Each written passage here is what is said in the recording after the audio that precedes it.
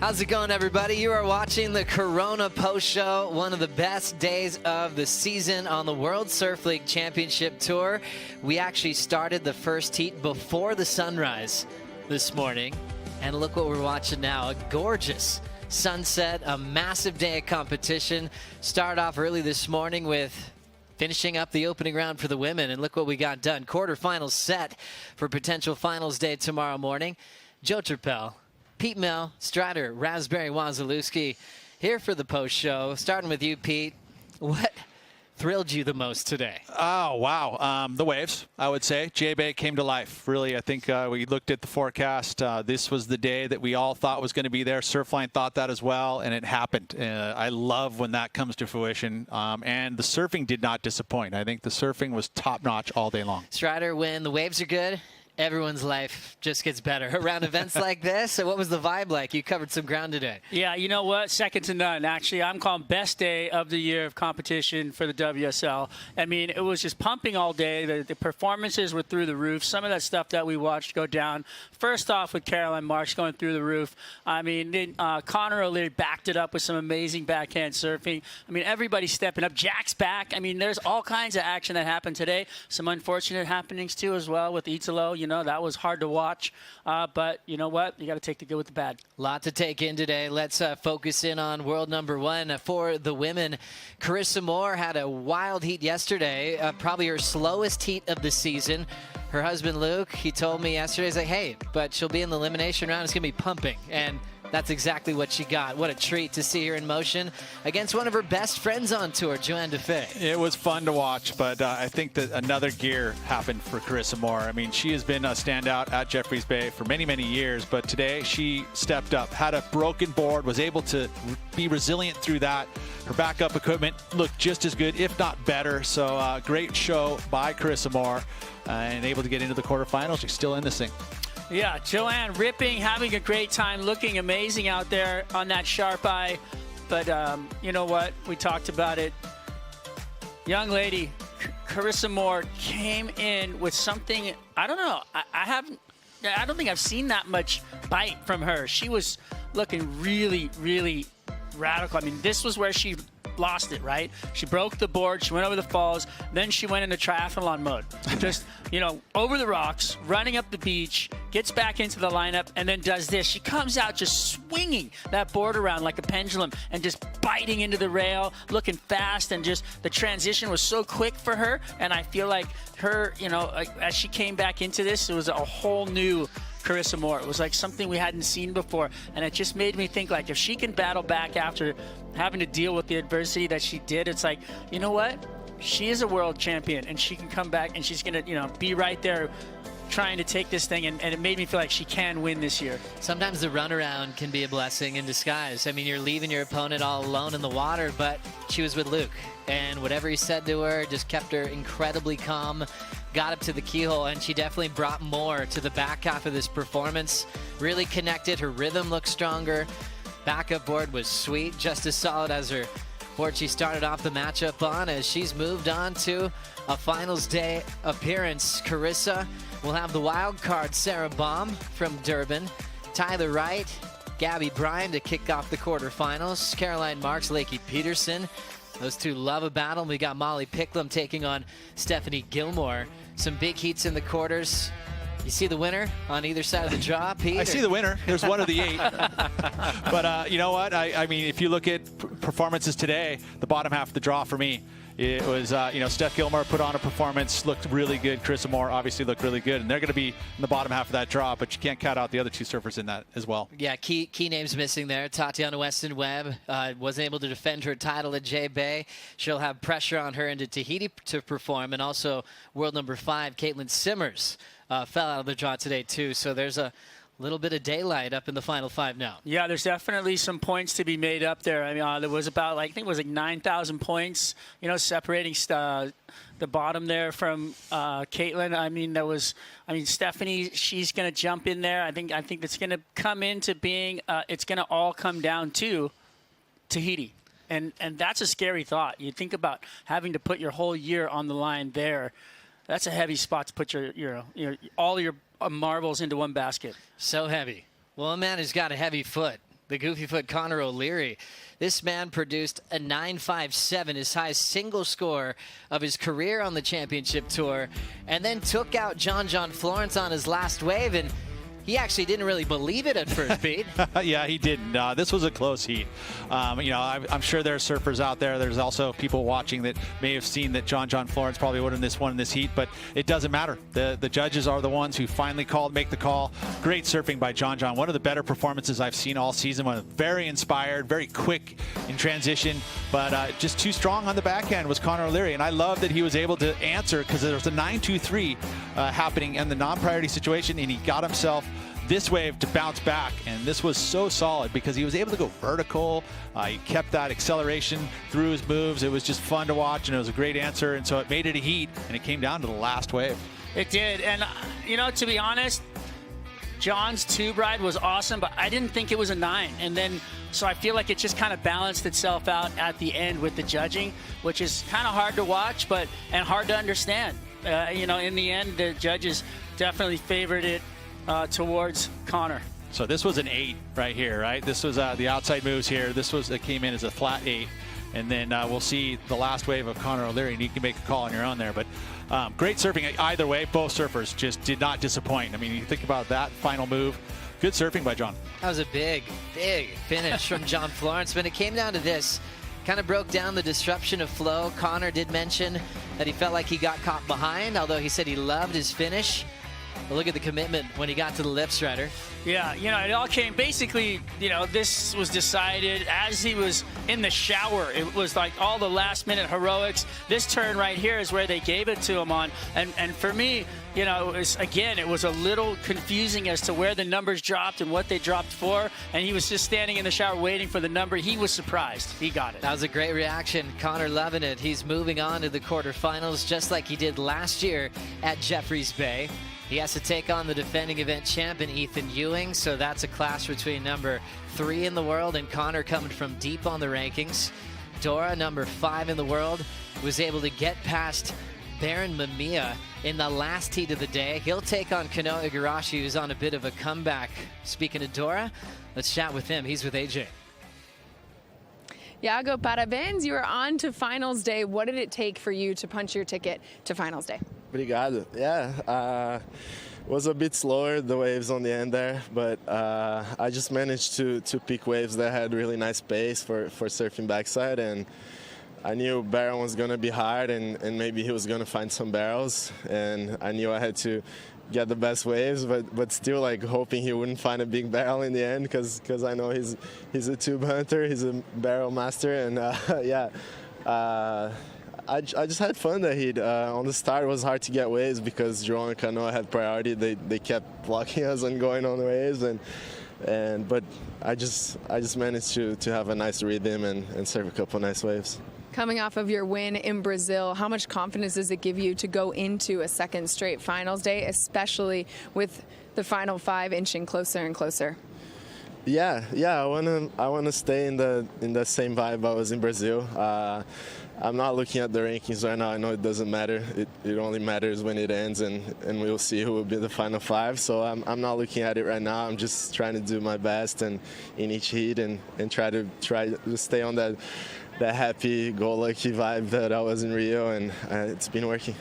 I would say so. Em português, as ondas estão bombando. Você se divertiu? Sim, altas ondas hoje o dia inteiro, né? Foi animal, valeu a pena a espera. E feliz de avançar, de ter mais uma chance de surfar um J-Bay, que provavelmente vai estar muito bom amanhã também. Então, isso aí, amarradão, e vamos continuar dando o melhor. Parabéns. Obrigado. Great Portuguese, AJ. Great Portuguese as well, Yago. I mean, that makes sense. But yeah, what a role Yago's been on. Long day, Joe. And he's able to transition so well from a huge win, a meaningful one, his first of his career in Brazil, and then back to business at J-Bay. Sometimes there's a little bit of recovery from that celebration. Not for Yago. He wants to be in this world title showdown. But just thinking of Brazilian goofy-foots and one that is a world champ, earlier today against Ian Gentil, Italo Ferreira went for broke on a crazy backhand float. And he was able to go to his Instagram to give us a bit of an update. He said, sorry. He actually apologized. He had to leave that heat and go straight to the hospital after making his mistake in the flats and hurting his right knee. Unlike last year, he was able to continue after feeling pain. So he's actually apologetic that he couldn't complete that heat. That's where his intensity lies. That's why he's so insane to watch. He said he's been working hard to avoid this type of injury, but unfortunately there's always a risk. He's hoping that it's nothing serious and he can get back as soon as possible so he can reach his ultimate goal. From all of us here, we're wishing the best for Italo, that it's not that serious, and we'll see him back in a jersey sooner than later.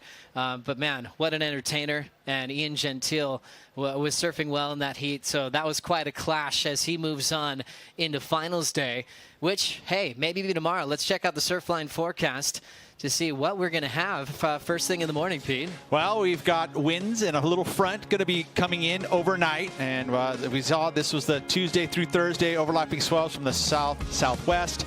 We saw the first pulse today, and then that next pulse kind of will fill in overnight maybe, and fingers crossed that we're going to have some sizable surf. The winds are going to be howling offshore coming from that westerly direction, so that means we'll have a stronger wind, which will still be clean, but you can see there 6 to 10 foot face is still in the morning, so that's what we want to see. We want to see the afternoon kind of backs off slightly, but another pulse. That's it. We got Thursday, we got another pulse, so there's opportunity to happen here, but ultimately probably tomorrow will be finals day.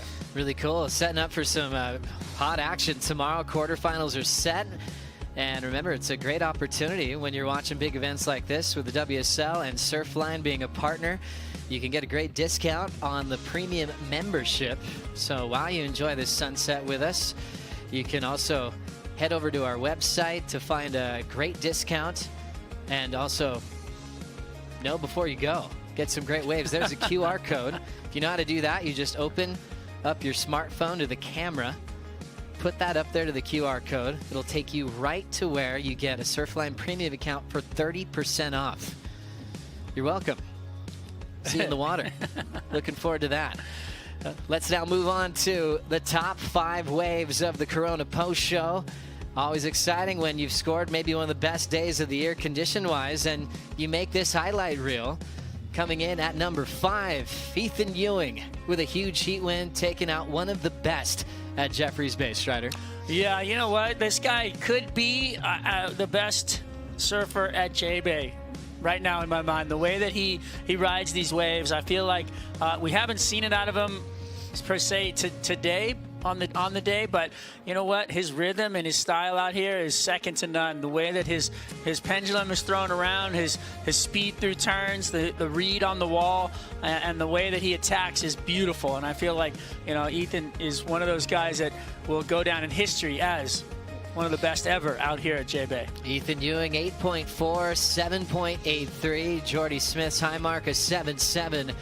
But Ewing enjoying the pit, looking to back up his title at J-Bay. He had so many great words of respect for Jordy Smith, knowing what he's done out here for so many years. So true. I mean, and you think about, you come up against the guy, one of the best ever at J-Bay.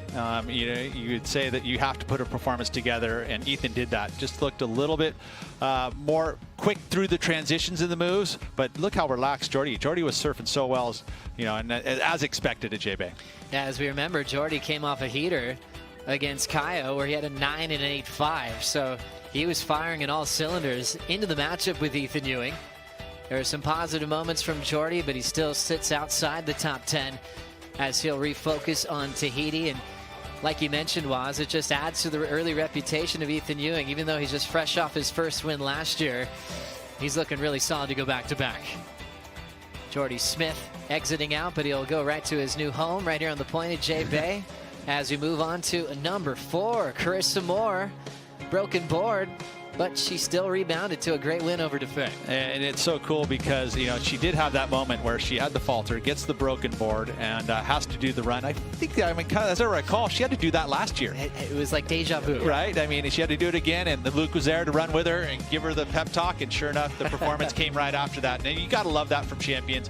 So resilient and I mean, think about the length of the ride. You're surfing all the way through, and then realizing your board's broken and have to run all the way back up to the keyhole. And all of that moment, being able to somehow perform once you get back in the water. So that is all that extra training.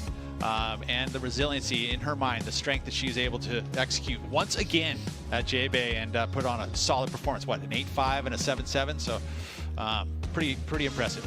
Well done to Carissa Moore in the elimination round. Rarely see her there. She hasn't lost in that round since 2017 as she's looking sharp into the quarterfinals. Number 3, we expected this guy in the post show, Connor O'Leary, with the buzzer beater to beat John. Hack. I mean, just the straight up power moves that he was throwing down out there where you could watch all day long. And Connor's always been a favorite to watch on the backhand and for me, but today he really stepped up his game. And I mean, that first turn on this wave was so vertical and straight up and powerful. It was just incredible to watch. So, you know what, Connor, thank you for the display today on the backhand. I really enjoyed it. Same. Yeah, he's having a blast. You could tell he's stronger than ever. He's gone through a lot in his career, on tour, off tour, but more consistency, Pete, like you've been mentioning, making more quarters than he's had in previous seasons. This is the 4th in a row right now. He's on fire making finals day. And she's going to have a ton of confidence knowing that he maybe had more to give on his final wave, but the judges are still appreciating how hard he's unloading on these waves. It's so true. I mean, and this was an 8.67. He had the 9.57 earlier, but this was the 8.67. And that first turn on the outside section, so strong. And look at the finish, too. Watch what this does on the bricks. It's something where he makes it look so easy, but it is extremely difficult to be able to execute such strong maneuvers and make it look so easy and keep your speed. Amazing connection for the Goofy Foots today, and Connor O'Leary is surfing out of his skin. Moving on to the quarterfinals. So number 2, let's keep the Goofy top going, Waz. Caroline Marks. I mean, you know what? 9 nines. I mean, just this, she waited for this wave. She knew that she had to have, you know, the right pace, and she just took off and just went into this wave with pure timing and waited for it. And she didn't over surf the wave, which is you can do here, trying to like get in too many turns. She just waited for her moments to arrive and then met them and just teed off, hit the button every time, dropped out of the sky for the finish, and there was just buckets out the back on every turn. And that's what we love to see. Literally Christmas trees. I mean, every time she comes off the bottom and then hits the lip above the line, lights it up. Look at that. Just lights everywhere off the top. And it's so fun to watch in that morning light. She missed the swell before the event. And so for Caroline, this was her first taste of real J-Bay. And she kind of knew that she hadn't been out there yet this year with waves like this. And the timing was perfect. It really was. I mean, that's sometimes just that, ability, the DNA, that feeling and connection with a break. Winning the post show, this man, world number 1, Filipe Toledo, 9.63, 7.93, back to business this September, officially clinching his spot in the WSL Final 5. Well, you'd expect it, wearing the yellow jersey. He knew that this could be a place that he could clinch that spot for the Final 5. He has done that now. He can relax slightly, knowing that he is going to be competing. But ultimately, I think that yellow jersey, he wants to keep that on as he heads into finals day or final event because, he is that good at trestles. And if he can come in fresh, you'd have to say the number 1 seed has a great advantage. And I love how it almost felt like obvious that he'd probably clinch here. It was still really emotional when he got the official news for Filipe. Yeah, you know what? I mean, this guy, he wears it on his sleeve. You can feel it. You can see it. You can, almost like grab it out of the air when you're next to him when he's talking about how much he loves surfing, when he's talking about how much he loves his family, and talks about his hardships and everything he's gone through to get to those world titles. That what he did last year, and right now you can see him again. He's right there. You can taste it again. You can feel it, and you get that from him out of his interviews and when you're standing around him, when you see him and you talk to him. And he's got a real good pace on the panel right now with not using too much, but getting a lot out of the scale. He's going into finals day with a lot to show. And he's got, in that finals day, though, I will be the little optimism, is that he's got Jack Robinson. And Jack's, I think, on a bit of a heater, too. So you look at that quarterfinal, number 3, I would say that's going to be the one to watch. They're all going to be fun to watch, especially if the waves are like they were today. But I think that's a great matchup. Jack needs some points there, so he's going to give it everything he can. Wow. What a day for pro surfing. Hope you all enjoyed that. For Strider, yeah. For Pete Mel, I'm Joe Turpel. For the rest of the crew, thank you so much for being a big part of today. And the Corona Open J-Bay will continue tomorrow morning.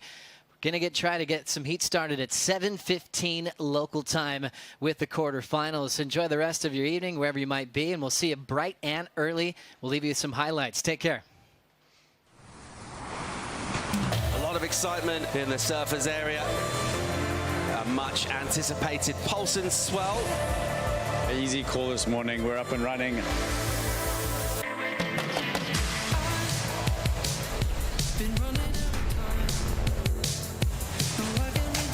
Wright, who will avoid the elimination rounds. Betty Lou here, throwing plenty of spray. Backhand attack from Caroline Marks. That was some fire. Big hanger to finish.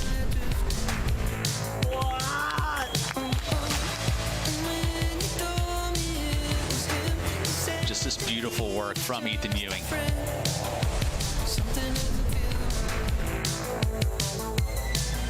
Connor O'Leary is on a heater. 9.57. Wow, big heat.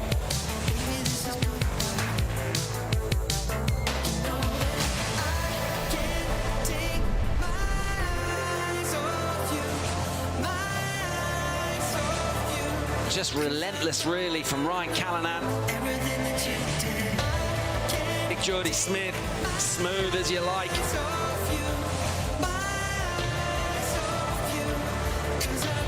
Smith with some travel time sneaks out the low road. Already dropped a 9.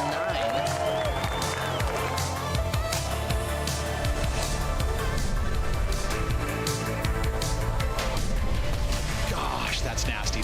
Oh, man.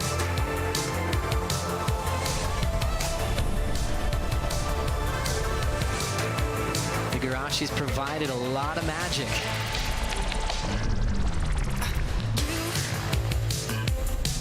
Oh, fumble. And look, we've got a broken board. Set up a tube, gets on the tail, comes out with a ton of speed.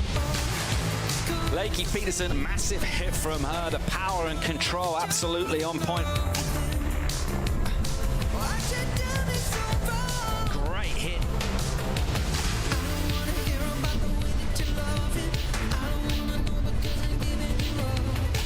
Gilmore, she moves on into the quarterfinals. Callanan right now is going to hit this hard. Bang, smacks it.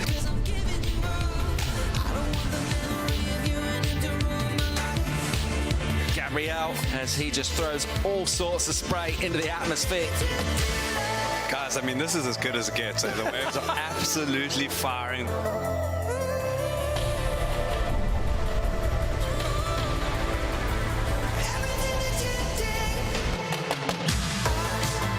Crushing the lip there as he comes through to the inside.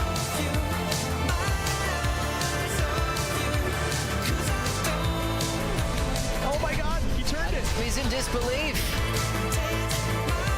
Filipe Toledo slicing through these inside sections here. This copyrighted event broadcast is produced by the World Surf League for broadcast around the world and may not be retransmitted, reproduced, rebroadcast, or otherwise distributed or used in any form without the written consent of the World Surf League.